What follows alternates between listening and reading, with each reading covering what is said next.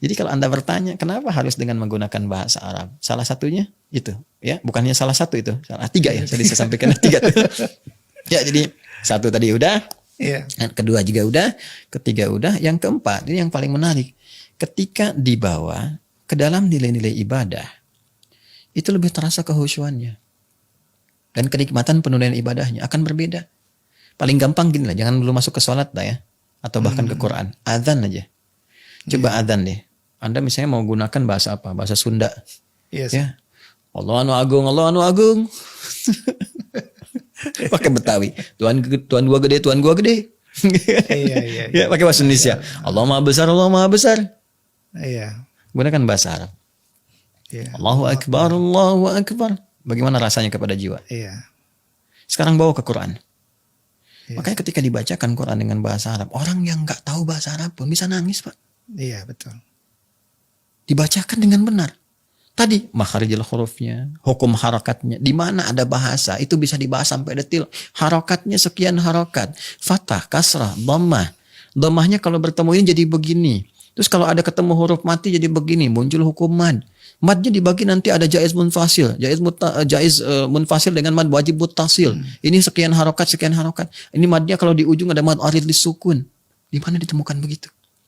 Dan ketika aturan itu dipelajari, yang paling dahsyat, Anda benar belajar tajwid, itu menjadikan lisan kita fasih. Fasih. Makanya kalau orang yang terlatih dari semua makhraj itu berpotensi menguasai bahasa-bahasa yang lain. Itu rahasia yang kelimanya. Jadi kalau kita terlatih mengeluarkan semua potensi di tempat keluarnya huruf, akan mudah kita bicara dengan bahasa yang lain. Makanya kalau bahasa Arab ini dikuasai, ini riset ya. Kita menguasai bahasa Arab dengan benar nih, keluar dari makharijul hurufnya. Anda jangan kira orang Arab semuanya bisa begitu, belum tentu. Enggak semua orang Arab bisa bahasa Arab fasih. Apalagi yang kekinian. Ya, kok bisa Ustadz? Ya, semua orang Indonesia aja belum tentu bisa bahasa Indonesia. Betul. Jadi kalau itu dilatih keluar dari semua aspek-aspek tempat keluarnya huruf itu, maka berpotensi mudah menguasai bahasa yang lainnya. Dan ketika dikuasai itu jadi fasih sekali bahasanya. Dia keluarnya itu yang aspek kelimanya. Ya, karena itu kekhusyuan didapatkan ketika Anda baca Al-Qur'an. Ya, Quran surah ke-8 Al-Anfal ayat yang kedua itu, innamal mu'minuna alladzina idza dzukirallahu wajilat qulubuhum wa idza tuliyat 'alaihim ayatuhu zadatuhum imana wa 'ala rabbihim yatawakkalun. Ya, sungguh insan beriman yang sejati itu ada cirinya. Kalau diperdengarkan nama Allah ada getaran dalam jiwanya. Kalau dibacakan ayat-ayat Allah kan Al-Qur'an. Bahasa apa? Ya, bahasa Arab. Zadatuhum imana. Imannya jadi bergejolak tuh. Ada kehusyuan, ada respon. Wa 'ala rabbihim yatawakkalun. Dari situ ada dorongan untuk mendekat kepada Rabbnya. Ya, karena itu beda ketika kita mengucapkan Allahu Akbar. Ya, setelah bacakan ayat, surah, termasuk dalam doa. Karena itulah ada doa-doa yang memang langsung dicontohkan dari Al-Quran berbahasa Arab. Oleh hadis-hadis ini berbahasa Arab. Kenapa? Dengan tujuan-tujuan tertentu. Ada hikmah tertentu. Dan dahsyatnya pun, ini yang tidak banyak orang tahu. Ketika Allah mewajibkan satu doa atau ibadah tertentu menggunakan bahasa Arab, maka Allah berikan kelengkapannya untuk memudahkan itu dipahami, dicerna, bahkan dihafalkan. Saya tanya pada Anda, ya? Iya, Kita sholat kan? Bahasanya pakai bahasa apa? Bahasa Arab. Semua di muka bumi sholat pakai bahasa Arab. Orang Jepang bahasa Arab, ya. Asia umumnya bahasa Arab. Kemudian Amerika semua umumnya bahasa Arab. Saya katakan umumnya semua gitu ya, mencakup semua. Bahkan sampai Afrika sampai semua bahasa Arab. Ya, bukan hanya menunjukkan tanda persatuan. Risalah yang benar, semua satu arah, satu sisi, gitu kan? Menghadap pada kiblat yang satu, menuju pada Tuhan yang satu. Tapi yang paling dahsyat adalah ketika menggunakan bahasa Arab, kan tidak pernah orang mengeluh susah. Semua dijadikan mudah. Kok bisa gitu? Padahal sholat kan isinya doa semua. Makanya dalam fikih sholat disebut dengan doa. Itu hikmahnya. Ketika Allah mewajibkan, dibikin mudah. Dibuat gampang. Bagi yang ingin berdoa dengan bahasa Arabnya. Kalau nggak pengen jadi susah juga. Semua kan kalau kembali ke keinginan kita jadi mudah kan. Tapi yang paling dahsyat itu, apa yang kita kerjakan itu disupport kemudahannya oleh Allah. Ya. Dan yang paling dahsyat, Ustadz, semua kalau pengen juga bisa jadi mudah. Lihat, Al-Quran. Semua pengen hafal Quran. Tapi apakah semua yang ingin hafal Quran bisa jadi mudah? Belum tentu. Iya, betul. Ya, tapi yang paling dahsyatnya adalah Allah berikan perangkat kemudahan. Tinggal kita ambil perangkat itu sehingga Al-Quran jadi mudah kita hafalkan. Al-Quran bahasa Arab, jangan salah. Iya. Yang terjemahan tuh itu yang bahasa Indonesia itu terjemahan namanya, ya kan? Al-Qurannya bahasa Arab. Isinya banyak doa. Rabbana atina fid dunya hasanah, Rabbana la tu'akhidna in nasina aw akhtana, dan sebagainya. Banyak. Tapi yang paling dahsyat, walaupun ayatnya banyak, 6.236 ayat, tapi Allah berikan perangkat kemudahan. Dan dijamin lagi. 4 kali disebutkan jaminannya. Quran surah 54. Ayat 17, 22, 32, 40. Walaqad yassarnal Qur'ana lidzikri fahal mim mudzakir. Jadi, karena itu nggak ada di muka bumi ini. Silahkan riset. Satu kitab suci manapun di muka bumi ini yang bisa begitu mudah dihafalkan oleh semua kalangan. Yang bisa melihat, hafal. Yang penglihatannya ditutup dari maksiat sehingga nggak bisa melihat, ya itu hafal. Yang kecil, hafal. Yang muda, hafal. Yang senior, hafal. Al-Quran.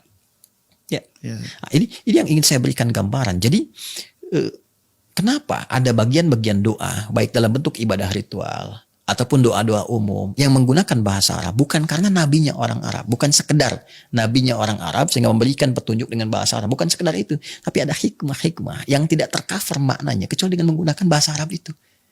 Ya, ada bagian tertentu yang kita nggak bisa ganti gitu, karena nggak bisa tercover. Ya, bahkan nggak bisa tercover oleh terjemahan. Saya ambil contoh begini, Anda baca Al-Baqarah ayat kedua, ya setelah alif lam mim itu kan, dzalikal kitabul la raiba fihi hudal lil muttaqin. Anda lihat terjemahannya.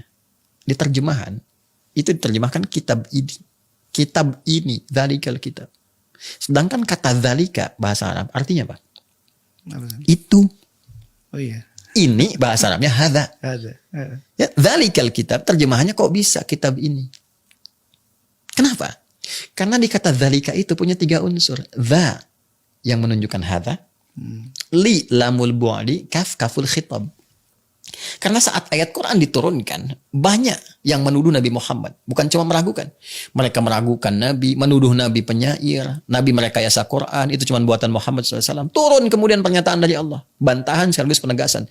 Hei, kitab ini, li jauh ka dari apa yang kamu tuduhkan. Dari apa yang kamu bayangkan. La raiba fi, gak ada keraguan di dalamnya. Dan kamu nuduh tanpa bukti. Tuh, baru dzalika tuh. Bisa nggak tercover dengan bahasa kita? Panjang dan mungkin nggak mananya lain. Karena itu bahkan kita serapkan bahasa-bahasa Arab itu untuk bisa mengcover semua makna ini, bahkan dalam nama. Ya, saya Adi Hidayat misalnya. Hidayah itu berapa kan maknanya banyak sekali. Bisa petunjuk, pedoman, kemudahan, ya kan? Ya, nikmat-nikmat, rahmat, curahan, itu kan banyak sekali di situ maknanya. Kan nggak mungkin saya rubah nama Adi yang mendapat petunjuk, kemudahan, kerahmatan, kebaikan. Berapa banyak karakter yang saya tuliskan. Ya, ada nama misalnya Asep Abdurrahman. Terus ganti aja, jangan ke Arab-Araban. Asep hamba Tuhan yang maha pengasih, penyayang, yang kasihnya begitu luas. Kan terlalu banyak di akte. Nah, jadi kalau ada doa-doa tertentu ingin kita panjatkan dan Rasulullah menunjukkan itu, artinya ada hikmah di balik doa itu. Ada sesuatu yang sangat besar, dahsyat, yang kadang-kadang nggak tercover dengan terjemahannya. Dan kita mohonkan dengan bahasa hati kita. Namun di luar apa yang pernah disampaikan, misalnya, boleh juga kita meminta dengan bahasa kita. Ya, sifatnya umum, kalau ingin menghadirkan dengan permintaan kita sendiri. Terlebih kalau kita tidak mengetahui doa-doa yang pernah dibimbingkan dalam Al-Quran ataupun hadis Nabi. Terus kita ingin mohon sesuai kebutuhan kita.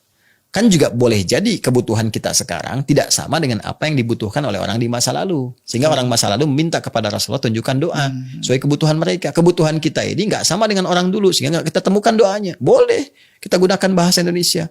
Lantas kita mengambil isyarat-isyarat kebaikan, ya petunjuk-petunjuk dalam Quran. Seperti apa? Menyebut nama Allahnya. Quran surah ke-17 ayat 110.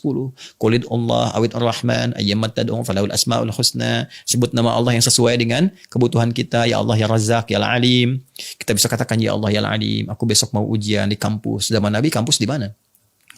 Maka mudahkan ya Allah dengan salah kemudahan yang telah Kau berikan kepada orang-orang soleh sebelumnya, kan? Ya Allah ya Razzaq, Maha Pemberi rezeki, anugerahkan kekuatan rezeki yang melimpah kepadaku. Besok aku akan ujian untuk masuk perusahaan. Zaman Nabi ada perusahaan apa? Kan?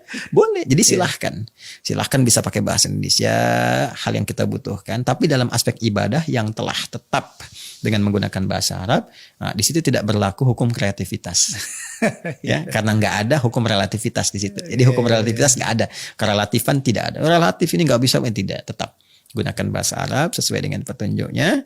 Nah, kemudian di luar itu sesuai kebutuhan kita, silahkan boleh menggunakan bahasa Indonesia umum saja, tapi juga tidak harus kita kemudian menampilkan statement-statement tambahan yang justru mereduksi nilai-nilai kebaikan dari apa yang kita harapkan.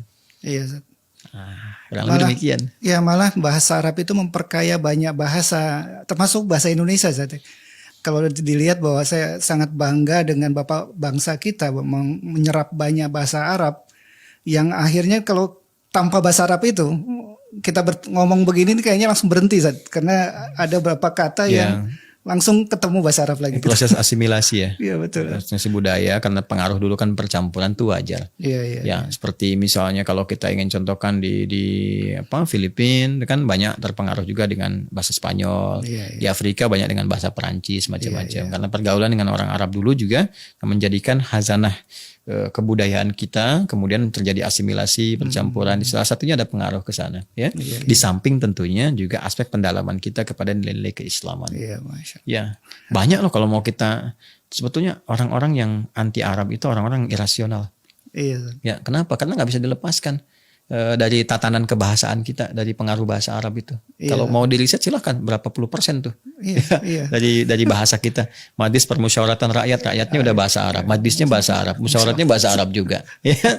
Terus nama-nama gitu ya kan, banyak sekali dari bahasa Arab. Masa mau dirubah gitu. Nah, jadi saya kira kita proporsional saja, kembali seperti di awal tadi saya sampaikan. Dan yang hebat itu ada riset dari luar bahkan. Ya, orang yang hafal Quran itu kecerdasannya bisa meningkat. Ya, setidaknya 3 kali lipat. Masya Allah. Ya, dari orang-orang standar pada umumnya. Ini menarik ini. Kenapa? Salah satunya karena di dalam Quran itu lebih daripada 50.000 kosakata. Dan dari sejak kecil ketika hafal banyak kosakata itu mudah mencerna ilmu-ilmu yang lainnya. Karena itu orang-orang dulu itu terbiasa menghafal Quran dan terbawa memudahkan untuk bisa menangkap dan menyerap pengetahuan-pengetahuan yang baru. Kurang lebih demikian Mas Klik. Jadi saya kira Masya Allah hikmahnya banyak sekali.